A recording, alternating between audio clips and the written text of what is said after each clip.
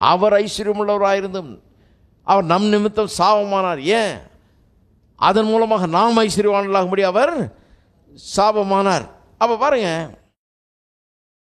ஐஸ்வர்யம் தப்பு கிடையாது. ஐஸ்வர்யத்தை தருகிற ஒரு ஆண்டவர். சிலர் சொல்கிறாங்க, இல்லைங்க ஐஸ்வர்யம் கெடுத்துரும் விசுவாசியை. இல்லை, முட்டாளை கெடுக்குன்னு இருக்குது. ஹலோ, முட்டாள் கையில் கொடுக்கக்கூடாது. நீங்களே கொடுக்க மாட்டீங்க இல்லையா காசை? முட்டாள்தனமாக இருக்கவன்ட்ட காசை கொடுக்கக்கூடாது, அப்புறம் நம்ம முட்டாளாயிடுவோம்.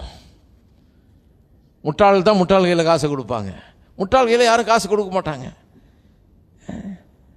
விசுவாசி நம்மெல்லாம் யார்? விசுவாசி. விசுவாசிகள் முட்டாள் இல்லை. பேதைகளை ஞானியாக்கக்கூடிய வசனம், இதை பின்பற்ற இதை விசுவாசிக்கிறவர்கள் நாம். கர்த்தர் நம்ம கையில் தான் தர்றாரு. எதுக்கு? இது நம்ம கெடுக்கிறது இல்லை.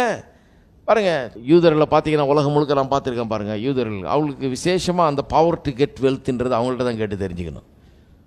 ஐஸ்வர்யத்தை சம்பாதிக்க பலன்றதை அவங்கள தான் பார்த்து தெரிஞ்சுக்கணும்.